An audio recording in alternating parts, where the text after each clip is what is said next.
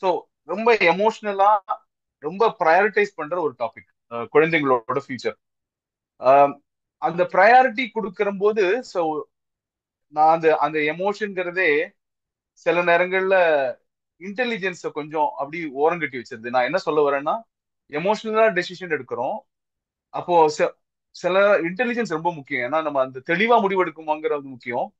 அந்த தெளிவான முடிவு பல பேர் எடுக்கிறது இல்லைங்கிறது தான் எங்களோட எக்ஸ்பீரியன்ஸுமே.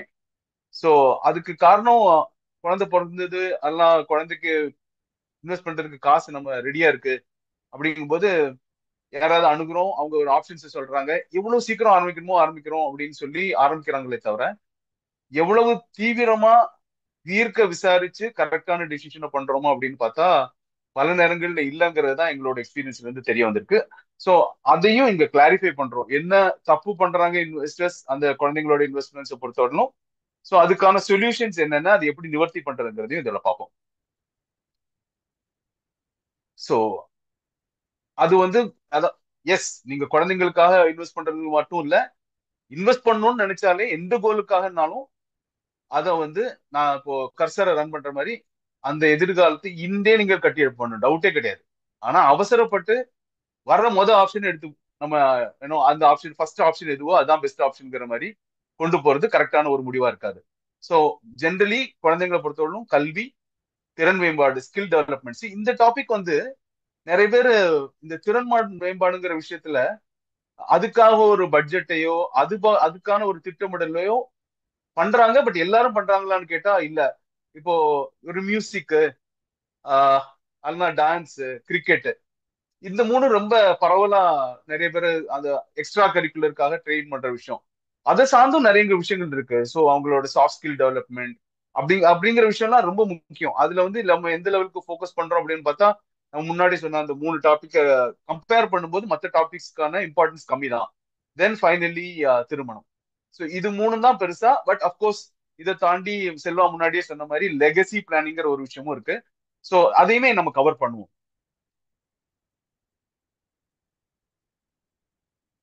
முதலீட்டை ஏன் இன்றே ஆரம்பிக்க வேண்டும்? சோ அதுக்கான ஒரு ஸ்லைடு இது, ஏன் உடனே அப்படிங்கிறதுக்கு. சோ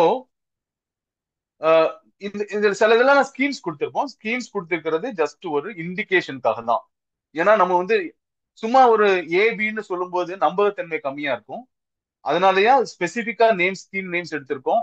அதனால இது வந்து இந்த ஸ்கீமை ப்ரொமோட் பண்றோமோ இதோ இதுதான் பெஸ்ட் ஸ்கீம்ங்கிறதெல்லாம் அர்த்தப்படி நம்ம சொல்ல போறது இல்ல. இது வந்து ஆத்தென்டிசிட்டிக்காக இந்த ஸ்கீம்ஸ் என்ன ரிட்டர்ன் கொடுத்துருக்குங்கிறதுக்கு. ஸோ ஃபிளெக்ஸி கேப்ங்கிறது, நிப்பான் குரோத்ங்கிறது ஒரு மிட் கேப் ஃபண்ட், கொஞ்சம் அக்ரஸிவான ஃபண்ட், ஜாஸ்தி ரிட்டர்ன் ஜாஸ்தி ரிஸ்க் கொடுக்குற ஃபண்ட். ஃபிளெக்ஸி கேப்ங்கிறது ஒரு எல்லாத்தோடையும் மிக்ஸ் இருக்கும், large mid and small cap அப்படிங்கிறதுனால ரிஸ்க்லயும் ரிட்டர்ன்லயும் நிப்பான் குரோத்தை விட கொஞ்சம் கம்மியா இருக்கும். இந்த ஸ்கீம்ஸ்ல 12 வருஷத்துக்கு முன்னாடி, அதாவது இது வந்து ஜூன் நிலவரப்படி இருந்த டேட்டா, ஜூன் 2025 படி 10 வருஷத்துக்கு ஒருத்தர் இன்வெஸ்ட் பண்ணியிருந்தாருன்னா மாசம் மாசம் 10,000 ரூபாய் இன்வெஸ்ட் பண்ணியிருந்தாருன்னா 10 வருஷத்துல 12 லட்சம் ரூபாய் இன்வெஸ்ட் பண்ணியிருப்பாரு. இது வந்து இந்த பிளெக்சி கேப்பை பொறுத்தவரை 33 லட்சமாவும், நிப்பான் குரோத்தை பொறுத்தவரை 38 லட்சமாவும் ஆயிருக்கும். சோ இதே இது 18 வருஷம்னா என்னன்னு போட்டிருக்கு, ஐ மீன் 15 வருஷம்னா, 20 வருஷம்னா பாருங்க, அவர் வந்து 12 லட்சத்துக்கு பதிலா 24 லட்சம் ரூபாய் இன்வெஸ்ட் பண்ணியிருக்காரு. ஆனா 33 கோடிங்கிறது 61 கோடி ஆல. இங்க டபுள் இன்வெஸ்ட்மெண்ட், இங்க டபுள் கிடையாது, இங்க கிட்டத்தட்ட 5 மடங்கு. இந்த 5 மடங்குங்கிறது இந்த போட்ட காசுனால வந்த பலன் கிடையாது. அதாவது அவங்க அந்த இன்வெஸ்ட்மெண்ட்ல தங்கி இருந்த காலத்தினால வந்து இம்பாக்ட். சோ இதையே பாத்தீங்கன்னா, நான் முன்னாடி அடுத்த ஒரு ஸ்லைட்ல சொல்லுவேன், அப்ப நீங்க புரிஞ்சுப்பீங்க. 20 வருஷம் அப்படிங்கிறது உங்களோட இன்வெஸ்ட்மெண்ட் அப்படியே 12ல இருந்து 24 ஆகுது. இந்த காலத்தோட அருமையினால, அவ்வளவு நீண்ட காலம் இருந்த அந்த இம்பாக்ட்னால கிட்டத்தட்ட 5 மடங்கா வளருது. ரெண்டு கேஸ்லயுமே ஒண்ணுல கிட்டத்தட்ட க்ளோஸ் டு 6 மடங்கு. சோ இந்த லெவலுக்கு உங்களோட இன்வெஸ்ட்மெண்ட் எதனால வளருது அப்படின்னா, நீங்க எந்த லெவலுக்கு சீக்கிரம் இன்வெஸ்ட் பண்ணி எவ்வளவு காலம் ஸ்டே பண்ணுங்கிறத பொறுத்துதான் உங்களோட இம்பாக்ட் இருக்க போகுது. நான் சில நேரங்கள்ல வேற பிரசன்டேஷன்ஸ்க்கு கூட போய் நான் உங்களுக்கு சில விஷயங்களை நான் உங்களுக்கு காமிக்கிறேன். இப்ப கூட நான் இதை சொல்லும் போது எனக்கு இன்னொரு முக்கியமான ஸ்லைடு ஞாபகத்துக்கு வருது, அதை நான் உங்களுக்கு காமிக்கிறேன்.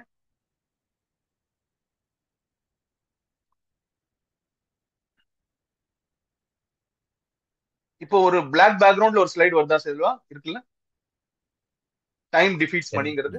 Yeah. ஓகே. சோ இதுல இது என்ன நான் அதோட தொடர்ச்சி தான் இது. அதாவது ஒருத்தர் இது இது வந்து நம்ம 15% ரேட்ல நம்ம எடுத்து ரிட்டர்ன்ஸ் கால்குலேட் பண்ணியிருக்கோம், எந்த ஸ்கீமையும் எடுக்காம. ஒருத்தர் 30 வருஷமா இன்வெஸ்ட் பண்ணணும்னு நினைக்கிற, 30 வருஷமா இன்வெஸ்ட் பண்றாரு அப்படின்னா 10,000 ரூபாய் மாசம் இன்வெஸ்ட் பண்ணும்போது 30 வருஷத்துல உங்களோட இன்வெஸ்ட்மெண்ட் 36 லட்சமா இருக்கும். அந்த கடைசியில வேல்யூ வந்து 5,56,56,00,000 இருக்கும்.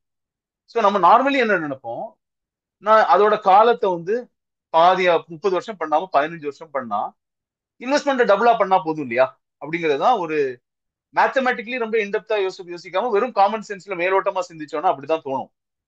ஆனா அந்த 2 மடங்குங்கிறது பத்தாது. காலம் பாதி ஆகுது, தொகை டபுள் ஆகுது, இன்வெஸ்ட் பண்ற தொகை. அதே 36 லட்சம் இன்வெஸ்ட் ஆகுது 15 வருஷத்துல. ஆனா இதுல 1/5 தான் உங்களோட வேல்யூ வருது. அப்படியே பார்த்துட்டு போனீங்கன்னா நீங்க காலம் தாழ்ந்ததுனால, காலம் பாதியானதுனால 9 மடங்கு ஆனா 10,000க்கு பதில் நீங்க 90,000 இன்வெஸ்ட் பண்ணியிருந்தா கூட உங்களோட வேல்யூ அந்த 5,56,00,000 எட்ட மாட்டேங்குது. அதாவது பகுதி காலம் வந்து பாதியானா கிட்டத்தட்ட 10 மடங்கு உங்களோட இன்வெஸ்ட்மெண்ட் அதிகரிக்கணும். இப்போ அப்படியே வாங்க, 5 வருஷம் காலதாமதமா ஆரம்பிக்கிறீங்க, 30க்கு பதிலா 25 வருஷம் தான் இன்வெஸ்ட் பண்றீங்க, வெறும் 5 வருஷம் தான் காலதாமதம். அப்படி இருந்தும் டபுள் பண்றீங்க இன்வெஸ்ட்மெண்ட்டை, 10,000க்கு பதிலா 20,000 பண்றீங்க. ஆனாலும் 5 வருஷம் தாமதத்துல டபுளா இன்வெஸ்ட் பண்ணா கூட 5,44,00,000 தான் ஆகுது, 5,56,00,000 ஆகல. இதுதான் காலத்தோட அருமை இன்வெஸ்ட்மெண்ட்ஸை பொறுத்தவரையிலும். அவ்வளவு பவர்ஃபுல் காலம்ங்கிறது investments angle. So I think இந்த பர்டிகுலர் டேட்டா கொஞ்சம் நறுக்குன்னு நமக்கு புரியுற மாதிரி அந்த டேட்டா தெளிவா இருந்திருக்கும்னு நினைக்கிறேன். ஸோ அதனாலதான் அந்த டேட்டா ரொம்ப முக்கியம்னு நினைச்சு நான் அந்த டேட்டாவுக்கு காமிச்சேன். ஸோ பேசிக்கலி நம்ம முன்னாடி 2 பர்டிகுலர் ஸ்கீமோட பேர் எடுத்து பார்த்தோம். இதுல பொதுவா ஒரு கேட்டகரி, இதுல வந்து லார்ஜ் கேப்ங்கிறது பாத்தீங்கன்னா ஈக்விட்டி ஃபண்ட் கேட்டகரியிலே மோஸ்ட் ஸ்டேபிள், ரிஸ்க்கும் ரிலேட்டிவ்லி கம்மி, எல்லாத்த விடையும் அந்த ரிட்டர்ன்ஸும் மற்றது அளவுக்கு இருக்காது, கொஞ்சம் கம்மியா இருக்கும். ஆனா கொஞ்சம் ஸ்டெபிலிட்டி இருக்கும், வாலட்டாலிட்டி மற்ற கேட்டகரி மாதிரி இருக்காது. அந்த கேட்டகரியை பாத்தீங்கன்னா நம்ம 10 வருஷத்தையே பார்ப்போம். நம்ம 5 வருஷம் 10 வருஷத்தை பார்ப்போம், 3 வருஷத்துக்கு பார்க்க வேணாம். 5 வருஷம் கூட இதுல நீங்க பாக்குற ரிட்டர்னை நீங்க உங்களோட எக்ஸ்பெக்டேஷனா, உங்க எதிர்பார்ப்பா மாத்தக்கூடாது. ஏன்னா போன 5 வருடம் அப்படிங்கிறது ரொம்ப ஒரு மிகையான நார்மல் சினாரியோவுக்கு அதிகப்படியான ரிட்டர்ன்ஸ் கொடுத்த 5 வருஷம். அதனாலயே அதை வந்து ஒரு இண்டிகேஷனா எடுக்காதீங்க. 10 வருஷத்தை எடுத்து பாத்தீங்கன்னா லார்ஜ் கேப்ங்கிறது கிட்டத்தட்ட 12% analyse return. Large and mid gap வந்து அதை விட கொஞ்சம் ரிஸ்க் ஜாஸ்தி. லார்ஜ் கேப்பும் இருக்கும், மிட் கேப்பும் இருக்கும், மிக்ஸ். இது கிட்டத்தட்ட 14%. ஸோ நார்மலா நீங்க பாத்தீங்கன்னா 12, 13, 14, 15 கேட்டகரிக்கு ஏற்ற மாதிரி. ஈக்விட்டி ஸ்மால் கேப், அதாவது ஸ்மால் கேப் தான் அதிகப்படியான ரிஸ்க் இருக்கிற கேட்டகரி, growth-உம் அதுல தான் ஜாஸ்தி இருக்கும். நீங்க இப்ப பாத்தீங்கன்னா லார்ஜ் கேப் 12% கொடுத்தப்போ ஸ்மால் கேப் வந்து 10 வருஷம் அடிப்படையில 17%. இதெல்லாம் ஆனுவலைஸ் ரேட், அப்சல்யூட் கிடையாது. வருஷத்துக்கான ஆவரேஜ் ரேட்டுங்கிறது 17% வரைக்கும் ஸ்மால் கேப் கொடுத்துருக்கு லாஸ்ட் 10 இயர் பேசிஸ்ல. அதுக்கு ஏற்ற மாதிரி உங்க ரிட்டர்னும் ஜாஸ்தியா இருக்கும். இது ஏன் காமிக்கிறேன்னா, நீங்க வந்து குழந்தைங்களுக்காக பெரும்பாலும் 4 வயசு 5 வயசுல எல்லாம் எல்லாரும் இன்வெஸ்ட் பண்ண ஆரம்பிச்சிருவாங்க. ஸோ 5 வயசுல ஆரம்பிச்சா கூட காலேஜுக்கு போகணும்னா கிட்டத்தட்ட 17 வயசு. 17 வயசுனா அதுல இருந்து 12 வருஷம் உங்களுக்கு இருக்கு. 12 வருஷம் 15 வருஷம் அதுக்கு மேல எல்லாம் இன்வெஸ்ட் பண்றீங்கன்னா ஒரு பெரிய அளவை இந்த ஸ்மால் கேப் மிட் கேப்ல கூட போடலாம். ஏன்னா அவ்வளவு டைம் நீங்க இன்வெஸ்ட் பண்ண முடியுதுங்கிறதுனால, என்னதான் நான் இது ரிஸ்க் கேட்டகரின்னு சொன்னா கூட ஒரு 10 வருஷம் 12 வருஷம் பேசிஸ்ல பாத்தீங்கன்னா அந்த ரிஸ்க் கணிசமான அளவுக்கு குறைஞ்சிடும். ஸோ அதனால இந்த அதிகப்படியான ரிட்டர்ன் கிடைக்கிறதுக்கு உங்களுக்கு அதுக்கான டைம் இருக்கிறதுனால ஒரு பெரிய அமௌண்ட்டை நீங்க, ஒரு பெரிய போர்ஷன் ஆஃப் தி அமௌண்ட்டை நீங்க இந்த கேட்டகரி, அதாவது ஸ்மால் கேப் கேட்டகரியில கூட இன்வெஸ்ட் பண்ணலாம். இன்னொரு விஷயம், நம்ம வந்து ஈக்விட்டின்னு சொன்னாலே நார்மலி உங்க இன்வெஸ்ட்மெண்ட்ஸையும் அந்த பங்கு சந்தை சார்ந்த ஈக்விட்டி மியூச்சுவல் ஃபண்ட் திட்டத்தையும் அப்படியே நம்ம இண்டெக்ஸ் நிப்டி எப்படி மூவ் ஆச்சு, அதெல்லாம் சென்செக்ஸ் எப்படி மூவ் ஆச்சு, அதுக்கு ஏற்ற மாதிரி தானே ரிட்டர்ன் இருக்கும் அப்படின்னு பெரும்பாலும் நம்ம நினைக்க தோணும்.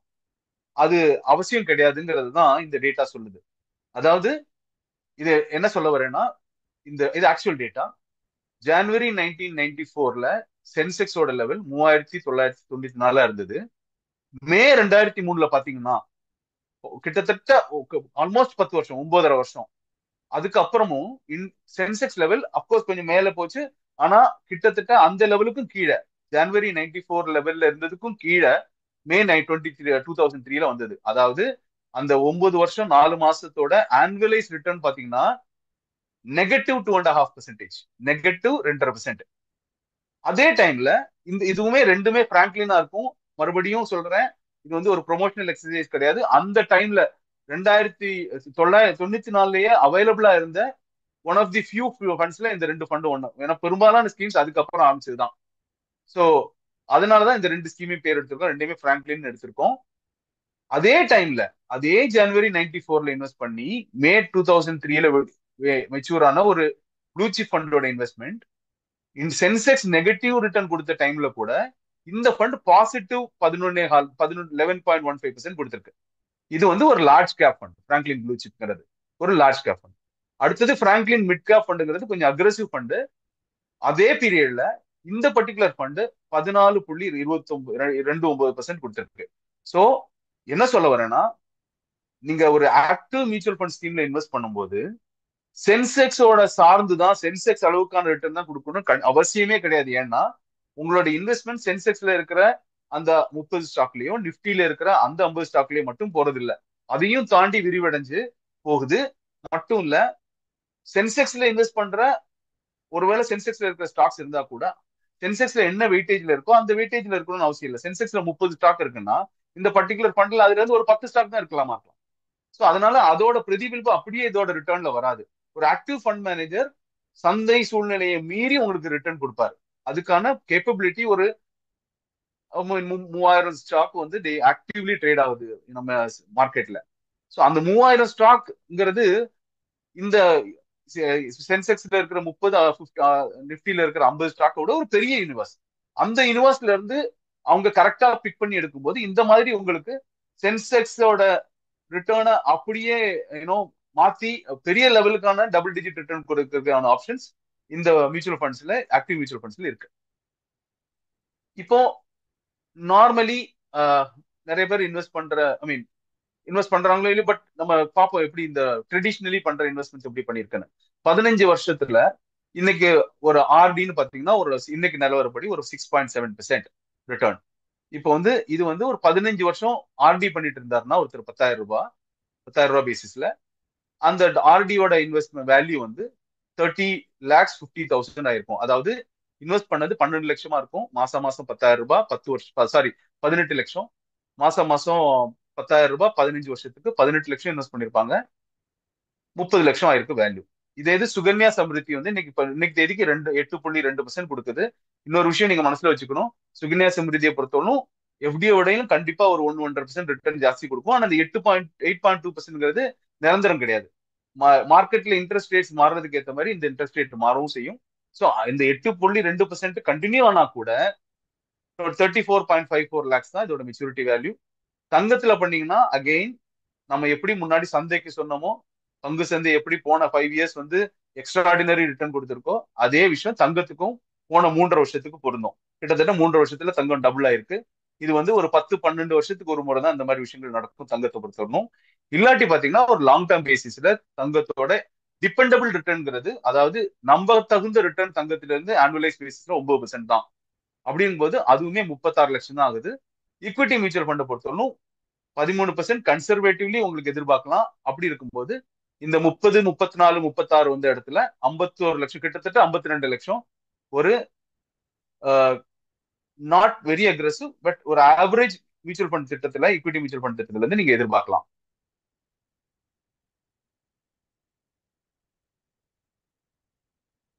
இது வந்து நான் முன்னாடி சொன்னேன் இல்லையா, எமோஷனலி சில மிஸ்டேக்ஸ் வரும்னு. ஸோ அதுல அதுக்கான ஒரு தெளிவை கொடுக்கறதுக்கு தான் இந்த பர்டிகுலர் ஸ்லைடு. ஒரு நிமிஷம், சாரி. அதாவது நிறைய பேர் ஆப்ட் பண்றது குழந்தைங்களோட எதிர்காலத்துக்கு இன்சூரன்ஸ் திட்டங்களை. அந்த அந்த எதிர்பார்ப்புக்கும் அந்த மாதிரி ஒரு முடிவுக்கும் பல விஷயங்கள் நம்மளோட மிஸ்டேக்ஸும் காரணம். ஏன்னா எதனால இன்சூரன்ஸ் திட்டங்களை நிறைய பேர் விரும்புறாங்க அப்படின்னா, அந்த பர்டிகுலர்லி ட்ரெடிஷனல் பிளான்ஸ், நான் அதான் இந்த பாரம்பரிய காப்பீட்டு திட்டம்னு சொல்லும்போது ஒரு endowment plan, money back plan பத்தி எல்லாம் சொல்றேன். இதுல வந்து என்னன்னா ஒரு நிச்சயமான ஒரு தொகையை சொல்லுவாங்க. நீங்க 15 வருஷம் கழிச்சு இல்ல 20 வருஷம் கழிச்சு இந்த தொகை உங்களுக்கு கிடைக்கும். அது வந்து நீங்க இப்போ மாசம் வருஷம் வருஷம் 1 லட்சம் ரூபாய் கட்டுங்க, 15 வருஷம் கழிச்சு இவ்வளவு லட்சம் ரூபாய் உங்களுக்கு கிடைக்கும் அப்படின்னு நீங்க ஒரு அமௌண்ட்டை சொல்லும் போது ஒண்ணு நிச்சயமா வந்து அமௌண்ட் நமக்கு தெரியுதே அப்படிங்கிற ஒரு நம்பிக்கை ஒண்ணு மட்டும் இல்ல, அவங்க உங்களுக்கு எவ்வளவு ரிட்டர்ன்ஸ் வருதுங்கிறத சொல்லவே மாட்டாங்க. ஆனா அந்த தொகை உங்களுக்கு பெரிய தொகையா தெரியுமே தவிர நீங்க பெரும்பாலும் அரித்மெட்டிக்கலி அதை கால்குலேட் பண்ணி பாத்தீங்கன்னா 5% தான் அது கொடுக்குற ரிட்டர்ன். ஸோ நாங்க ஒரு பர்டிகுலர் பிளான் எடுத்து பார்க்கும்போது 5.34% தான் அதோட ஆக்சுவல் ரிட்டர்ன். இந்த பர்டிகுலர் இது வந்து ஒரு ஆக்சுவல் கேஸ் பாலிசியோட ரிட்டர்ன். அதாவது 1,20,000 ரூபாய் வருஷத்துக்கு பிரீமியம் கட்டி மொத்த முதலீடு 15 வருஷத்துல 18 லட்சம் ரூபாய் கட்டினா முதிர்வு தொகை வந்து கிட்டத்தட்ட 28 லட்சம் ஆகுது. அதோட ரிட்டர்ன்ங்கிறது 5.34% தான். ஸோ இன்சூரன்ஸ் கவர் இதுல பாத்தீங்கன்னா கிட்டத்தட்ட 30 லட்சம் ரூபாய் வரும். ஓகே, ஸோ இப்போ அப்படியே நான் இந்த பக்கம் வந்து இதை அப்படியே பிரிக்கிறேன். இதுல வந்து வருஷத்துக்கு 1,20,000ங்கிறது இந்த பாலிசியில போனதுக்கு பதிலா 1 லட்சம் ரூபாயை மட்டுமே வருஷத்துக்கு, அதாவது அதை மாசம் மாசமா பிரிச்சு எஸ்ஐபில போடுறது, மிச்சம் இருக்கிற அந்த 20,000 ஒரு டேர்ம் இன்சூரன்ஸ்ல போடுறேன். இப்போ இந்த நபருக்கு வந்து 35 வயசு அப்படின்னு நம்ம எடுத்துக்கிட்டோம்னா இதுல மொத்த முதலீடு 15 வருஷத்துல 15 லட்சம் ரூபாய். டேர்ம் இன்சூரன்ஸ்க்கு தனியா 20,000 15 வருஷத்துக்கு அவங்க 3 லட்சம் ரூபாய் பிரீமியம் கட்டுறாங்க. மொத்தத்துல எல்லாமே 15 வருஷம் தான். இந்த எஸ்ஐபி கேஸ்ல இந்த ஃபண்ட் வேல்யூ ஆக்சுவலி உங்க இன்வெஸ்ட்மெண்ட் இந்த ட்ரெடிஷனல் பிளானை விட கம்மியா தான் இன்வெஸ்ட் பண்ணிருக்கீங்க. வருஷத்துக்கு 1 லட்சம் ரூபாய் தான், இங்க 1,20,000. ஆனா இந்த வேல்யூ வந்து 15 வருஷத்துல 42 லட்சம் ஆகுது. இங்க 28, இங்க 42, 14 லட்சம் ரூபாய் வித்தியாசம். அமௌண்ட் கம்மியா போனா கூட. சோ இங்க டேர்ம் இன்சூரன்ஸ் நீங்க தனியா எடுத்தனால அதுல உங்களுக்கு இன்சூரன்ஸ் கவர் 1 கோடி ரூபாய். 35 வயசு உள்ள ஒருத்தருக்கு 20,000 ரூபாய்க்கு ஆனுவல் பிரீமியம் கட்டினா 1 கோடி ரூபாய் கவர். சோ அமௌண்ட்டும் உங்களுக்கு இன்வெஸ்ட்மெண்ட் அமௌண்ட்டும் ஜாஸ்தி, உங்களுக்கு வேல்யூ வந்திருக்கு 14 லட்சம் ரூபாய் எக்ஸ்ட்ரா. கவருமே கிட்டத்தட்ட 3 மடங்குக்கு மேல. சோ நம்ம வந்து அந்த சொல்ற தொகைக்கும் அந்த சொல்ற அமௌண்ட்டுக்கும் அதால ஈர்க்கப்பட்டு ஒரு முடிவு எடுத்துதான் நிறைய பேர் இந்த பாலிசிஸ்ல இன்வெஸ்ட் பண்றாங்க. சோ இப்படி பிரிச்சு இன்வெஸ்ட் பண்ணும்போது இதுல எதுக்கு இந்த இன்சூரன்ஸ் கவர்னு கேட்டா இன்சூரன்ஸ் கவர் முக்கியம். எதனாலன்னா ரொம்ப முக்கியமான விஷயம் இது. நீங்க இன்சூரன்ஸும் இன்வெஸ்ட்மெண்ட்டையும் தனித்தனியா எடுக்கணும். ஆனா ஃபேமிலியோட பாதுகாப்பு, குழந்தைங்களோட பாதுகாப்புக்காக நம்ம முதலீடு பண்ணும்போது இன்சூரன்ஸ் இல்லாம ஒரு பாதுகாப்பை நம்ம கிரியேட் பண்ணிட முடியாது. ஏன்னா நம்ம வந்து இந்த 15 வருஷம் இப்போ ஒருத்தர் பாலிசி எடுக்கிறாருன்னா அந்த 15 வருஷம் ஃபுல்லா அவர் அவரால அவருக்கு பாக்கியம் இருக்கு, அந்த 15 வருஷமும் ஹெல்த்தியா வாழ முடியுது அப்படின்னா இந்த இன்வெஸ்ட்மெண்ட் எல்லாம் சாத்தியம். நமக்கு தெரியும் நிறைய நோய், ஆக்சிடென்ட், என்னெல்லாமோ சின்ன வயசுல என்னெல்லாமோ ஹெல்த் இஷ்யூஸ் எல்லாம் வருது. அந்த மாதிரி இஷ்யூ வந்து ஒருத்தர் தவறி போயிட்டா அவர் 2 வருஷம் தான் அந்த இன்வெஸ்ட்மெண்ட் ஆரம்பிச்சு இருந்திருக்கும். அந்த 2 வருஷத்துல என்ன பெருசா வேல்யூ கிரியேட் பண்ணிருக்க முடியும் இன்வெஸ்ட்மெண்ட்ல இருந்து? அதுக்கு பதிலா அதோட சேர்த்து ஒரு இன்சூரன்ஸ் கவர், இந்த மாதிரி ஒரு ஹெல்த்தி இன்சூரன்ஸ், ஒரு பெரிய இன்சூரன்ஸ் கவரையும் எடுத்திருந்தா அவர் இல்லாத பட்சத்துல இந்த இன்சூரன்ஸ் பாலிசில இருந்து வர அந்த கவர் அமௌண்ட், இன்சூரன்ஸ் அமௌண்ட், அதாவது 1 கோடி அமௌண்ட் வந்து அந்த குடும்பத்துக்கு பாதுகாப்பா இருக்கும். குழந்தைங்களோட படிப்புக்கும் அது ஒரு ப்ரொடெக்ஷனா வரும். நம்ம இருந்தா இன்வெஸ்ட்மெண்ட் பாதுகாக்கும், நம்ம இல்லைன்னா இன்சூரன்ஸ் பாதுகாக்கும். சோ இந்த ரெண்டையும் சேர்ந்தாதான் நம்ம உண்மையிலே குழந்தைங்களுக்கோட பாதுகாப்புக்காக கரெக்டா நம்ம பிளான் பண்ணி அவங்களுக்காக நம்ம கரெக்டான தயாரெடுப்பு பண்ணி வைக்கிறோம்னு அர்த்தம். சோ இந்த இன்ஃபிளேஷன் வந்து நம்ம எப்பவுமே 5% 6% சொல்லி தான் கேள்விப்பட்டிருப்போம். இந்த இன்ஃபிளேஷன் அதாவது பணவீக்கம் வந்து இந்த 5% 6% எல்லாத்துக்குமே பொருந்துமான்னு கேட்டா கிடையாது. அதாவது எஜுகேஷன் இன்ஃபிளேஷனை பொறுத்தவரைக்கும் 10% வந்து, அதாவது நம்ம நுகர்ற பொருட்கள், அதாவது உணவு அந்த மாதிரி விஷயங்கள்லாம் அதோட வேல்யூ பணவீக்கம் வந்து 5% 6%. இப்ப ரொம்ப கம்மியா இருக்குன்னு வச்சுப்போம். பட் லாங் டேர்ம் ஆவரேஜ்ல 5% 6% ஆகும். இப்போ வந்து ஹிஸ்டாரிக்கலி ரொம்ப ஒரு லோ லெவல்ஸ்ல இன்ஃபிளேஷன்ல இருக்கும். பட் நம்ம ப்ராக்டிகலி பார்த்தா லாங் டேர்ம்ல எவ்வளவு சாத்தியம்னா 5% இந்த உணவு வகைகள் அதுக்கெல்லாம் பிரைஸ் இன்க்ரீஸ் ஆகுது. ஆனா கல்விக்கான கட்டணம் ஆவரேஜ் பேசிஸ்ல 10% அதிகரிக்குது வருஷத்துக்கு. சோ நீங்க அதுக்கு இன்ஃபிளேஷன் வந்து கண்டிப்பா நீங்க 10% வச்சு கால்குலேட் பண்ணா மட்டும்தான் நீங்க கரெக்டான தயாரெடுப்பு எடுக்க முடியும். அதாவது அத இப்ப கால்குலேஷனை பாத்தீங்கன்னா 10% மட்டுமே எடுப்போம். கன்சர்வேட்டிவா நம்ம 10% எஜுகேஷன் இன்ஃபிளேஷன் வச்சுக்கிட்டா கூட நமக்கு இன்னைக்கு தேதிக்கு 15 லட்சம் ரூபாய்க்கான ஒரு கோர்ஸ்ல நம்ம சேர்க்கணும்னா குழந்தை 15 லட்சம் ரூபாய்க்கான இதை காஸ்ட் சேர்க்கணும்னா 15 வருஷம் கழிச்சு, சாரி 5 வருஷம் கழிச்சு, அதே 5 வருஷம் கழிச்சு அதே கைண்ட் ஆஃப் காலேஜ் அதே கைண்ட் ஆஃப் கோர்ஸுக்கு 24 லட்சம் ரூபாய் வைக்கணும். அந்த 10% எஜுகேஷன் இன்ஃபிளேஷனால 10 வருஷம் கழிச்சுன்னா மோர் தென் டபுள், கிட்டத்தட்ட 38 லட்சம் 39 லட்சம் ரூபாய். அதே கோர்ஸ் அதே கோர்ஸுக்கு இன்னும் 10 வருஷம் கழிச்சுன்னா அந்த அமௌண்ட்டோட நம்ம ரெடியா இருக்கணும். வெறும் 15 லட்சம் அன்னைக்கு போதாது. அன்னைக்கு தேதிக்கு 39 லட்சம் தேவை. 15 வருஷம் கழிச்சுன்னா அதுக்கப்புறம் அது ஆல்மோஸ்ட் 62.5 லட்சம் ஆகுது. இதுதான் எஜுகேஷன் இன்ஃபிளேஷனோட பூதாகரமான இம்பாக்ட். நம்ம 15 லட்சம் நம்ம எடுத்து வச்சா போதும் ஈஸியா கால்குலேட் பண்ணிட முடியாது. அந்த தேவை எப்போ வருதோ அதுக்கு ஏற்ற மாதிரி அதிகப்படியான அமௌண்ட் இந்த 10% பேசிஸ்ல இன்க்ரீஸ் பண்ணி அதுக்கு ஏற்ற மாதிரி நம்ம பிளான் பண்ணா மட்டும்தான் நம்ம கரெக்டா நம்ம குழந்தைங்களோட எஜுகேஷனுக்கான ப்ரொடெக்ஷனை நம்ம கொடுக்க முடியும்.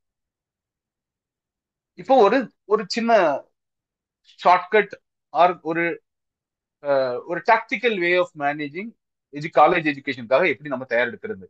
முன்னாடியே பார்த்தோம், பணம் விதிக்கம் எஜுகேஷனுக்கு பொறுத்தவரை 10% 12% உயருது அப்படின்னு.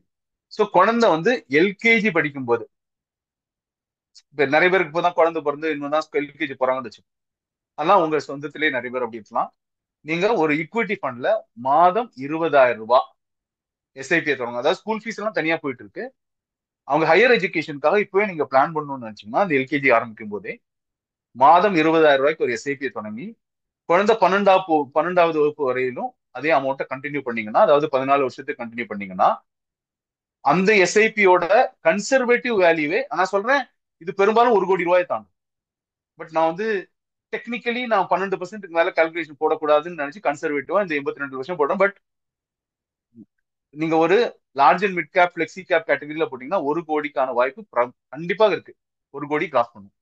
பட் இந்த 82.7 லட்சம் ஆனா கூட ஓகே, இந்த உயர்த்தப்பட்ட கல்வி இந்த கார்பஸ் 5 வருட உயர்கல்விக்காக ஆண்டுக்கு 18 லட்சம் இந்திய மதிப்புல திரும்ப பெற உங்களுக்கு வாய்ப்பு அளிக்கும். அதாவது இன்னைக்கு தேதிக்கு 18 லட்சம் ரூபாய். ஏன்னா நீங்க எதுக்கு நீங்க இந்த கால்குலேஷன்ல மிஸ் மேட்ச் வருதுன்னு பார்க்க வேணாம்.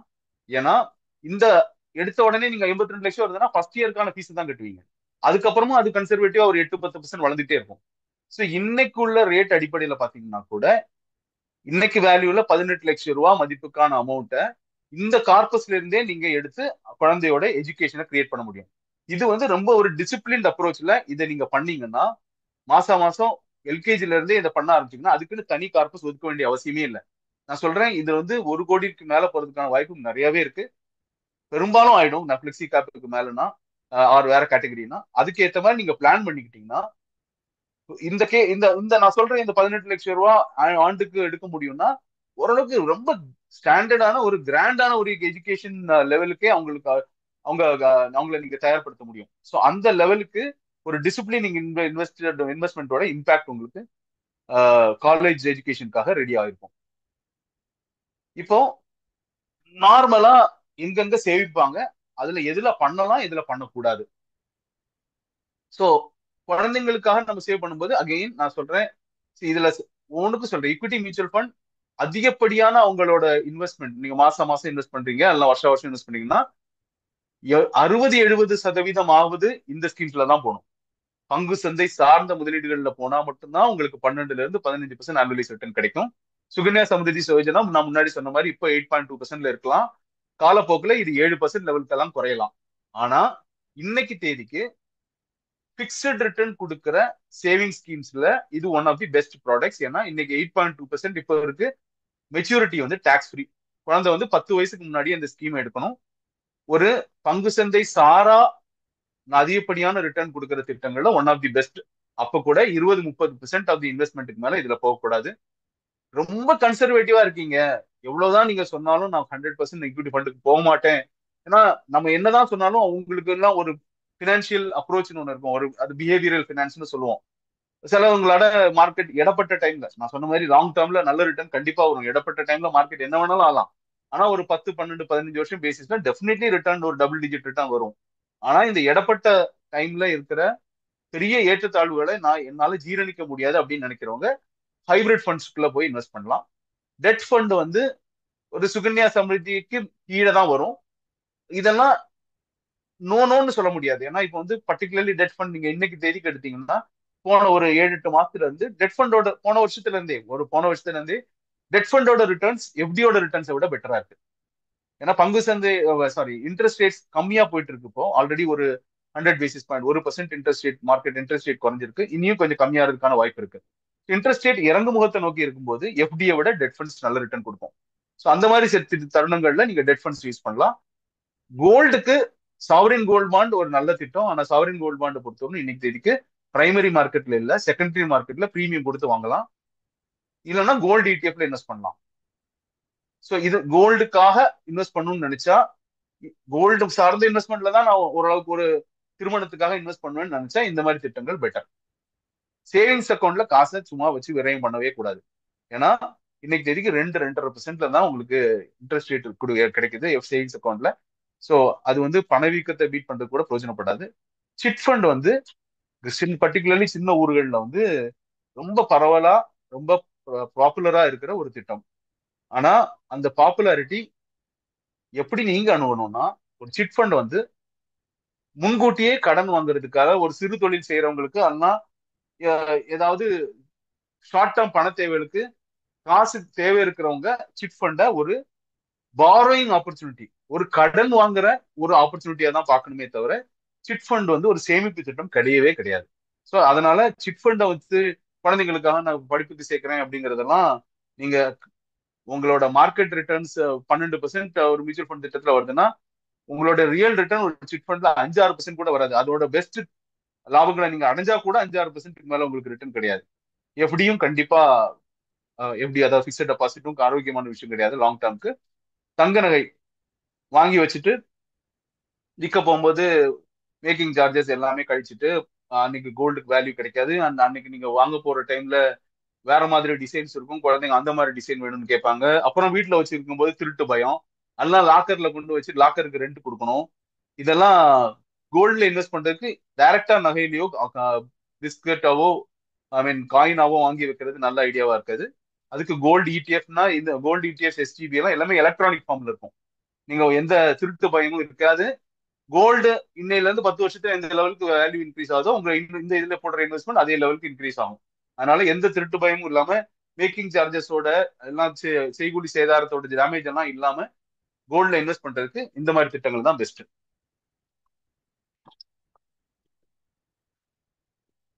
வெளிநாட்டு கல்வி பத்தி ஒரு 2-3 ஸ்லைடு வச்சிருக்கோம். வெளிநாட்டு கல்வியில நாங்க அந்த எஜுகேஷனை பத்தி கொடுக்கறதுக்கான எக்ஸ்பர்ட்ஸ் கிடையாது. பட் கொஞ்சம் ஸ்லைட்ஸ் உங்களுக்கு எந்த அளவுக்கு செலவு இருக்கும் அப்படிங்கறது தெரிஞ்சுக்கிறதுக்காக இந்த ஸ்லைட்ஸ் வச்சிருக்கோம். ஸோ இது வந்து ஒரு ரீசென்ட்லி வந்த ஒரு நியூஸ் பேப்பர் கட்டிங்ல இருந்து எடுத்த ஒரு அப்டேட் தான்.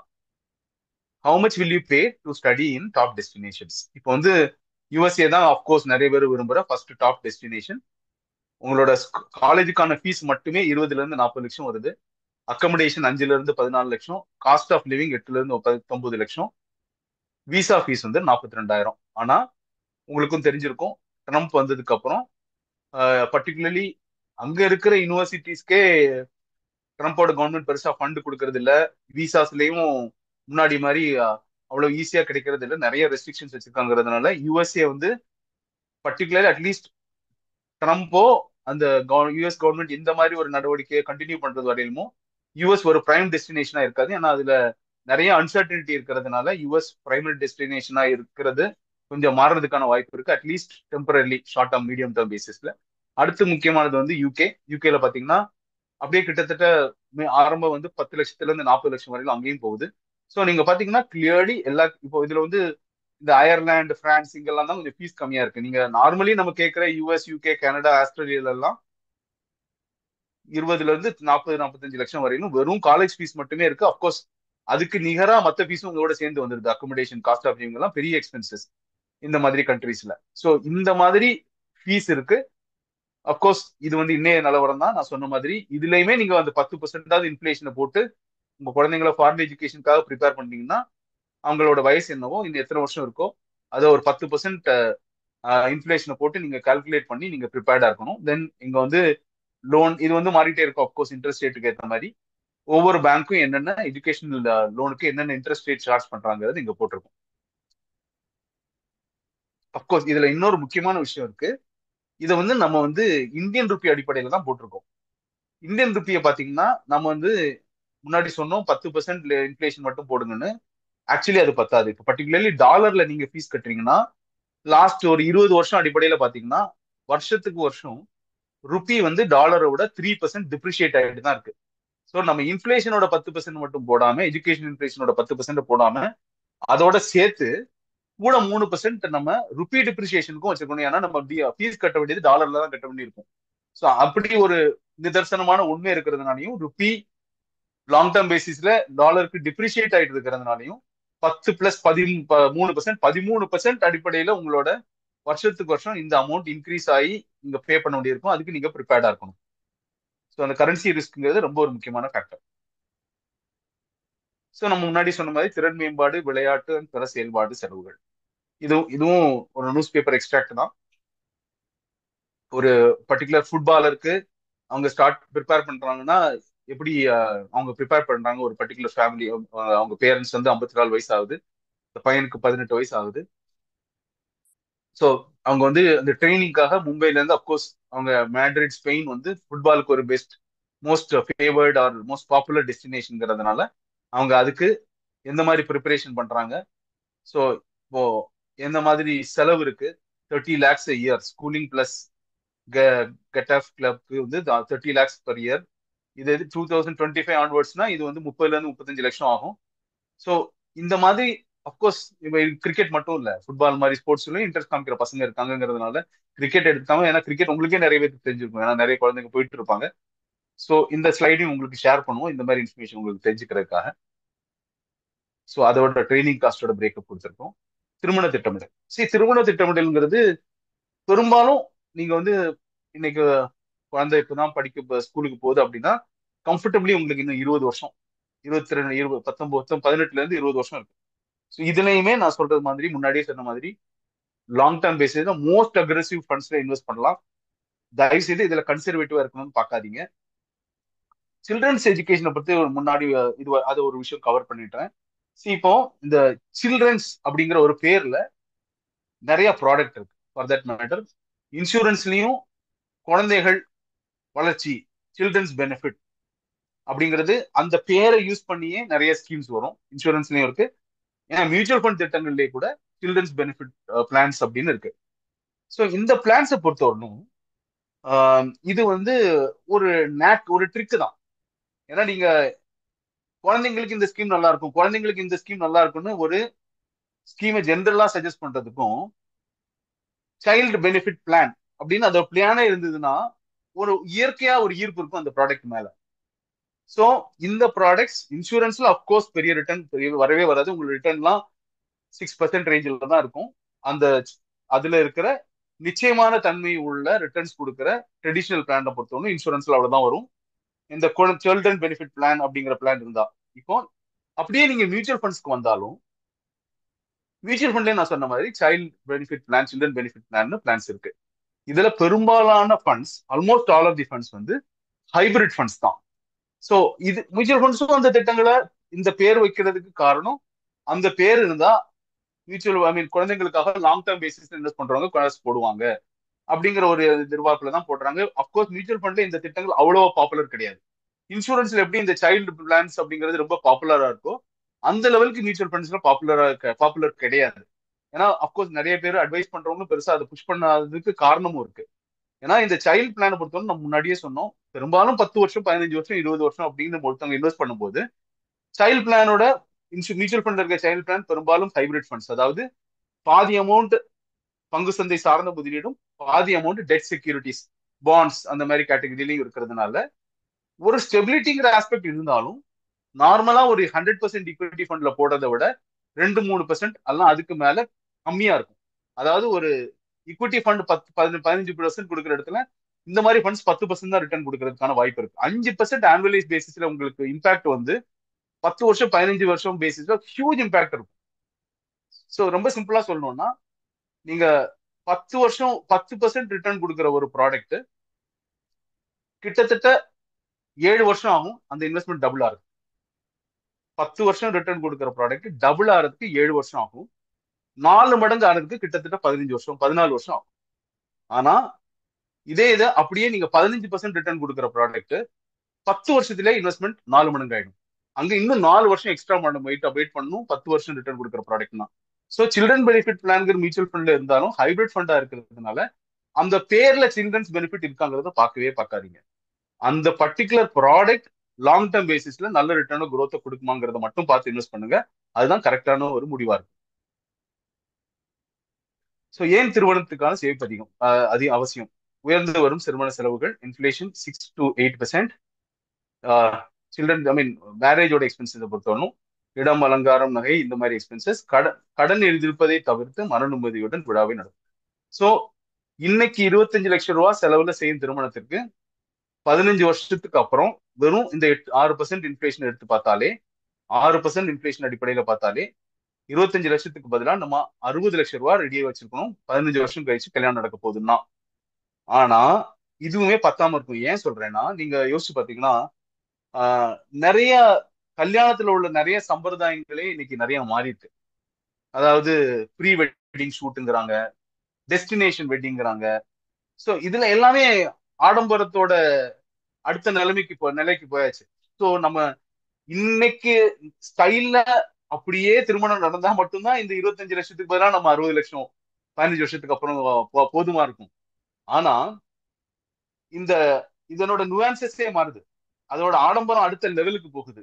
என்னெல்லாமோ புது கண்டுபிடிப்பு எடுத்து அந்த கல்யாணத்தை இன்னும் பிரம்மாண்டமாக்குற ட்ரை பண்றதுனால இன்னைக்கு 25 லட்சத்துக்குன்னா இன்ஃபிளேஷன் மட்டும் கிடையாது, இன்னொரு 10-20% எக்ஸ்ட்ரா, இல்ல 30% 50% எக்ஸ்ட்ரா வச்சுக்கிட்டா மட்டும்தான் அன்னைக்கு அந்த இன்னைக்குள்ள ஜென்ரேஷன் அன்னைக்குள்ள லெவல்ல என்னென்ன ஸ்டைல் ஆஃப் வெட்டிங் எதிர்பார்க்கறாங்களோ அதுக்கு நம்ம ரெடியா இருக்கும். இவ்வளவு அன்சர்டனிட்டிஸ் இருக்கு. அதனால நம்ம தயாரெடுப்பு நம்ம இன்னைக்கு பண்ற கால்குலேஷன் ஒருவேளை பத்தாம போயிடும். அதுக்கு அரை மடங்கு 50% ஜாஸ்தி, இல்ல 100 டபுளாவே நீங்க காசு வைக்க வேண்டியது தேவையா போயிடலாம்.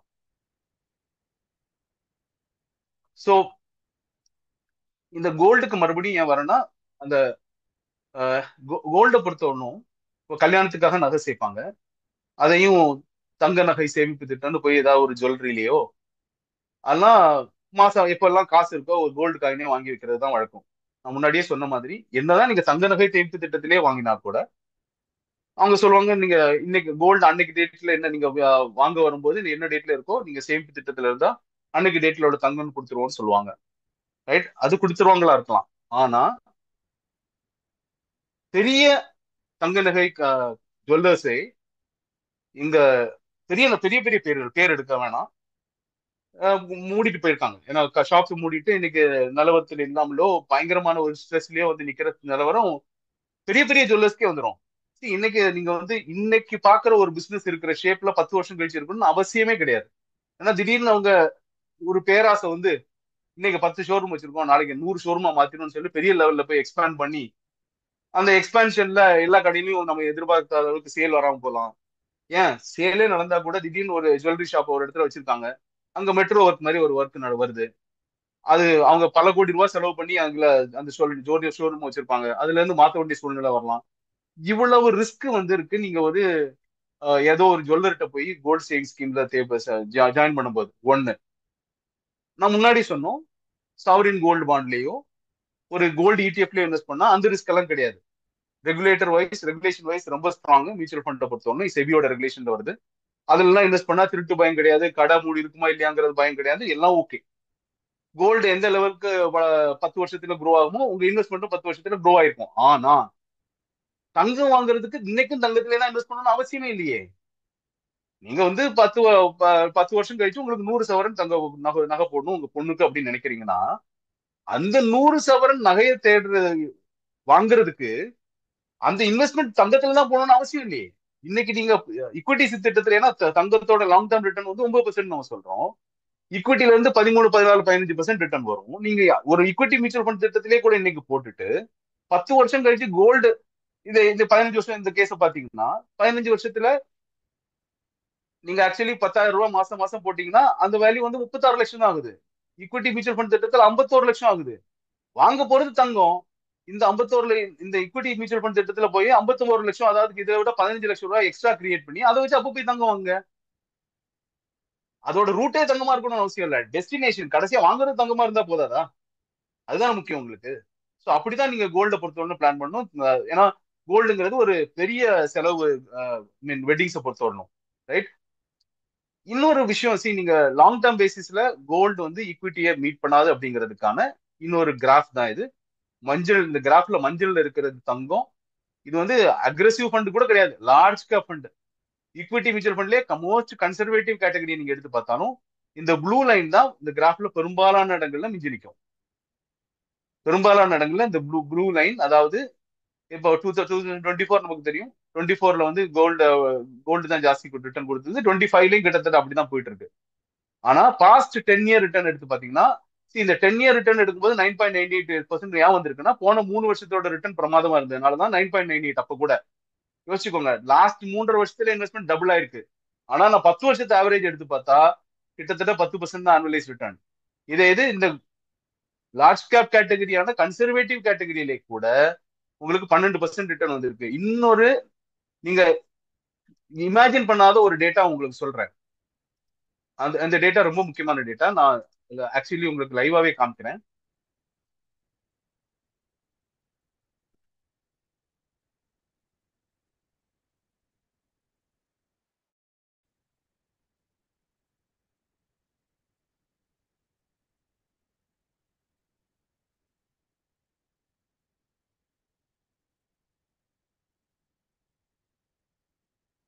இது நீங்க கண்டிப்பா எதிர்பார்த்திருக்க மாட்டீங்க இந்த நான் காமிக்க போற டேட்டாவோட அவுட்கம்.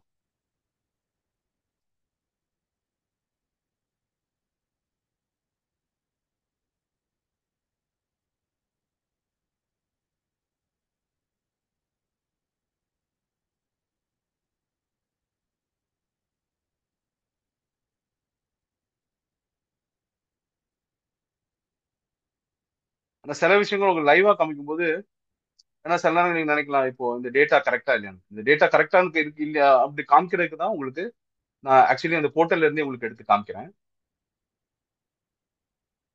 சோ நான் காமிக்கிறது என்னன்னா 5 இயர் ரோலிங் ரிட்டர்ன்ஸ். அதாவது 5 இயர் ரோலிங் ரிட்டர்ன்ஸ் வந்து 2007ல இருந்து, ஏன் 2007ல இருந்து காமிக்கிறோம்னா அப்போ இருந்தா நமக்கு கோல்டு ஃபண்ட்ஸ்க்கான டேட்டா இருக்கு.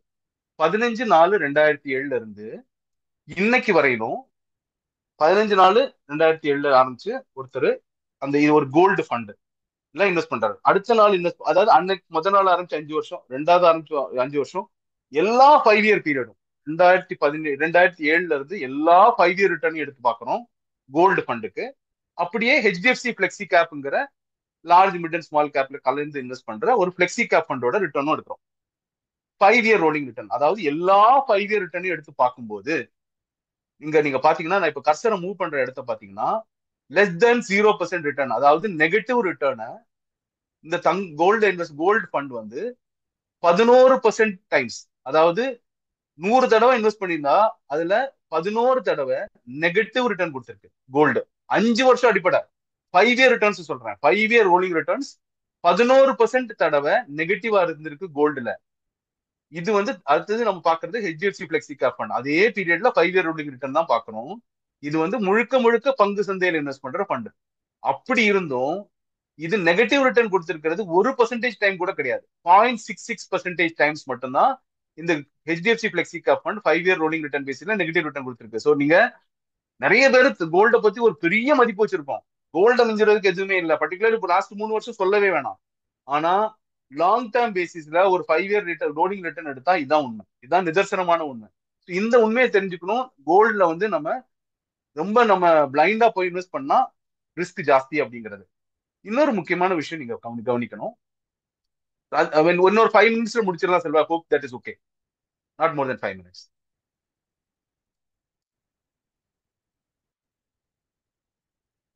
Hello? Sure, sir. Please go on. Yeah. So இதுல முக்கியமான விஷயம் என்னன்னா, இதுல இதுல இந்த இதுல இந்த ஸ்லைட்ல காமிக்க வந்த விஷயம் என்னன்னா, அதாவது ஒரு எந்த லாங் டேர்ம் கோல்காக இன்வெஸ்ட் பண்ணும்போது அந்த இவங்களும் இந்த பர்டிகுலர் லேடி ஒரு இன்வெஸ்ட்மெண்ட்ஸ் பண்ணிருக்காங்க குழந்தைங்களுக்காக லாங் டேர்ம் பேசிஸ்ல. ஆனா since the goal date is very near, she has invested booking and started booking profits and is gradually moving money to fixed deposit.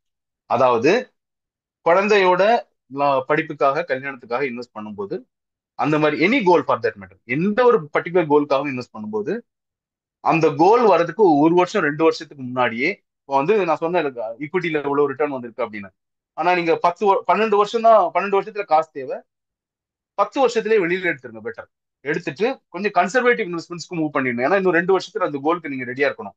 ஆனா நீங்க எடுக்காம இருந்தீங்கன்னா அந்த 2 வருஷம் அந்த அந்த டைம்ல மார்க்கெட் பயங்கரமா விழுந்ததுன்னா உங்களோட கோல் வேல்யூ அப்படியே பயங்கரமா டிராப் ஆயிடும், நீங்க அந்த கார்பஸோட வேல்யூ. அதனால இந்த கல்யாணமா இருந்தாலும் சரி, எஜுகேஷனா இருந்தாலும் சரி, எந்த லாங் டேர்ம் கோலுக்காகவும் நீங்க சேமிக்கும் போது லாஸ்ட் 1-1.5 வருஷத்துக்கு முன்னாடியே அந்த அக்ரெசிவ் நம்ம என்னதான் அந்த அக்ரெசிவ் இன்வெஸ்ட்மெண்ட்ஸ் ஆன பங்கு சந்தை சார்ந்த திட்டங்கள் இன்வெஸ்ட் பண்ணியிருந்தா அதுல இருந்து எடுத்து ஒரு டெட் மியூச்சுவல் ஃபண்ட்லயே கூட போடலாம். அது லிக்விடிட்டியும் ஜாஸ்தி இருக்கும். அதெல்லாம் ஒரு 1 இயருக்கு மேல ஆர்பிட்ராஜ் ஃபண்ட்லயே கூட போடலாம். ஆர்பிட்ராஜ் ஃபண்ட்ல டாக்ஸும் கிடையாது, 5-6% ரிட்டர்னும் கிடைக்கும். அந்த மாதிரி சேஃபான இன்வெஸ்ட்மெண்ட்ஸ்க்கு மாத்திடணும் கடைசி 2 வருஷத்துல. அப்படின்னா தான் உங்களுக்கு அந்த மார்க்கெட் பங்கு சந்தை வீழ்ச்சி ஏதாவது இருந்ததுன்னா உங்களுக்கு பெருசா இம்பாக்ட் இல்லாம இருக்கும். ஸோ இது கடைசிக்கு முந்தின ஸ்லைடு.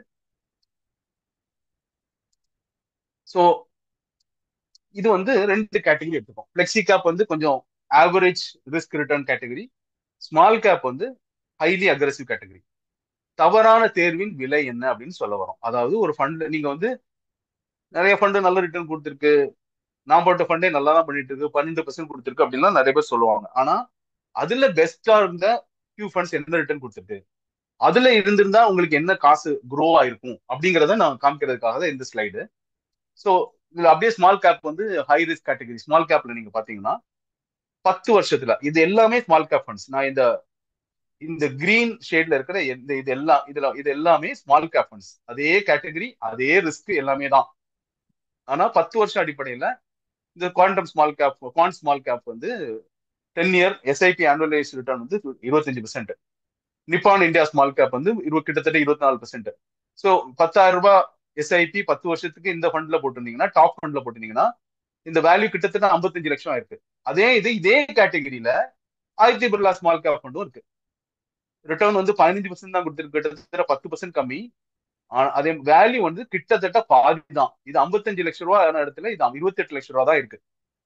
ஸோ சரியான ஃபண்டை நீங்க தேர்ந்தெடுக்கணும்னா, ஆனா நீங்க என்ன நினைப்பீங்க, 15% மோசம் இல்லையே அப்படின்னு. ஆனா 25% அதை விட பெட்டர் இல்லையா? ஆனா நீங்க உங்களுக்கு தெரிஞ்ச ஒருத்தர் அதே காசு கேட்டகரியில ஒரு ஃபண்ட்ல இன்வெஸ்ட் பண்ணி 25% நீங்க 15% எடுத்து அவருக்கோட வேல்யூ 54 உங்களோட 28 லட்சமா இருந்ததுன்னா எப்படி ஃபீல் பண்ணுவீங்கன்னு யோசிச்சு பாருங்க. ஸோ இதுதான் கரெக்டான தேர்வு முக்கியம். அண்ட் இன்னொரு முக்கியமான விஷயம், இந்த எந்த ஃபண்டும் இந்த குவாண்ட் ஸ்மால் கேப்போ நிப்பாடும் என்னன்னைக்கும் இவங்க தான் பெஸ்ட் பெர்ஃபார்மர் இருப்பாங்கன்னு அவசியம் இல்லை. ஒரு 2-3 வருஷத்துல ஒருவேளை இவங்க சோட போனாங்கன்னா அந்த டைம்ல கரெக்டான ஒரு சேஞ்சை பண்றதுக்கு ஒரு எக்ஸ்பர்ட்டோட உதவி உங்களுக்கு தேவை. அதனால ஆன்லைன்ல பார்த்து நீங்க முடிவு எடுத்துட்டீங்கன்னா அதுதான் அடுத்த 10 வருஷத்துக்கு டாப் பெர்ஃபார்மர்லாம் முடிவே பண்ண முடியாது. அப்படி நீங்க முடிவு பண்ணி போனீங்கன்னா இந்த மாதிரி வித்தியாசத்துல நீங்களும் பாதிக்கப்படலாம்.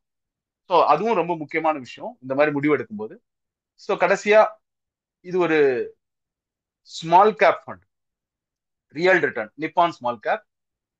அடுத்தது இந்த இன்வெஸ்ட்மெண்ட், இந்த பர்டிகுலர் ஃபண்ட் ஆரம்பிச்சது அக்டோபர் 2010. இன்னைக்கு ஒரு 15 வருஷம் ஆயிடுச்சு, அப்ராக்சிமேட்லி 15 வருஷம். 15 வருஷத்துல ஒரு 2 மாசம் கம்மின்னு வச்சுக்கோங்க, 178 மாசம், மாசம் 10,000 ரூபாய் போட்டிருந்தா நீங்க உங்களோட இன்வெஸ்ட்மெண்ட் 17,80,000 தான். ஆனா இந்த 15 வருஷத்துல உங்களோட வேல்யூ 17 லட்சம் ரூபாய், 17,80 நீங்க போட்டது 1,25,00,000 இருக்கு. ஸோ நீங்க ஒரு கல்யாணத்துக்கு பிளான் பண்றீங்கன்னா இந்த மாதிரி ஒரு ஃபண்ட் 15 வருஷம், உங்களுக்கு உங்க குழந்தைக்கு 10 வருஷம் இருந்து 10 வயசே இருக்குன்னு வச்சுப்போமே, 25 வயசுல கல்யாணம் ஆகுதுன்னா இந்த மாதிரி ஒரு ஃபண்ட் நீங்க இன்னைக்கு ஆரம்பிச்சா இதே மாதிரி இந்த விஷயம் உங்களுக்கும் நிகழலாம். இது 1,25 போகலாம், 1,15 ஆகலாம், 1,10 ஆகலாம், சில நேரம் 1,35 ஆகலாம். பட் நீங்க போட்டிருக்கிற அமௌண்ட் கிட்டத்தட்ட 6 மடங்கு 7 மடங்கு 5 மடங்கு ஆகுது. இந்த மாதிரி growth பாசிபிள். ஹையர் எஜுகேஷனா இருந்தாலும் சரி, மேரேஜா இருந்தாலும் சரி. அண்ட் ஆனுவலைஸ் ரிட்டர்னை பாருங்க, 23.2334%, 23%க்கு மேல கொடுத்துருக்கு ஆனுவலைஸ் ரிட்டர்ன். இதெல்லாம் பாசிபிள். ஸோ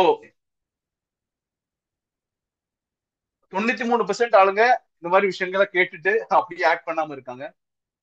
6% ஆளுங்க ரெடி ஆறாங்க. 1% ஆளுங்க தான் இந்த கோலை ஹிட் பண்றாங்க. அதனாலதான் ஈக்விட்டி மியூச்சுவல் ஃபண்ட் இவ்வளவு ரிட்டர்ன் கொடுத்துருக்கு, இவ்வளவு ரிட்டர்ன் கொடுத்துருக்குன்னு நம்ம சொல்லிட்டு இருக்கோம். 140 கோடி மக்கள் தொகை இருக்கிற நம்ம நாட்டுல இன்னும் 5.5 கோடி இன்வெஸ்டர் தான் மியூச்சுவல் ஃபண்ட்ல இன்வெஸ்ட் பண்றாங்க. சோ அதனாலதான் இந்த 1% தான் அந்த ஆளுங்க. மற்றவங்க எல்லாம் இங்க இருக்காங்க, எல்லாம் இங்க இருக்காங்க, எல்லாருமே இங்க இருக்கணும். அதுதான் எங்களோட கோலும். இதுதான் உங்களோட கோல்ஸையும் நீங்க ஃபாஸ்டா அச்சீவ் பண்ணுவீங்க. ஸோ இதெல்லாம் நீங்க கரெக்டா இன்வெஸ்ட் பண்ணணும், கரெக்டா சேமிக்கணும், தேவையான அளவுக்கு மேல செலவு பண்ணக்கூடாது அப்படின்னு நினைச்சீங்கன்னா, இந்த ஸ்லைடை நீங்க ஸ்கிரீன்ஷாட் எடுத்துட்டீங்கன்னா, இதுதான் உங்களுக்கு உங்களோட ஸ்பெண்டிங் டிசிப்ளினுக்கான ஒரு ஒன் பேஜ் பைபிள் மாதிரி, பகவத்கீதை மாதிரி, அந்த குரான் மாதிரி எடுத்துக்கோங்க. இதுதான் உங்களோட இதுதான் உங்களோட பேசிக் கட்டுப்பாடு. இந்த கட்டுப்பாடை நீங்க சரி பண்ணிட்டீங்கன்னா, உங்களோட சேமிப்பு கரெக்டா நடக்கும், உங்க குழந்தைங்களோட எஜுகேஷன் கரெக்டா நடக்கும், கல்யாணம் கரெக்டா நடக்கும், அவங்களோட ஸ்கில் டெவலப்மெண்ட் எல்லாம் கரெக்டா நடக்கும். அதுக்கான ஒடுக்கத்துக்கான அடிப்படை ஃபவுண்டேஷன் இதுதான். இதுதான் லாஸ்ட் ஸ்லைட். தேங்க்யூ.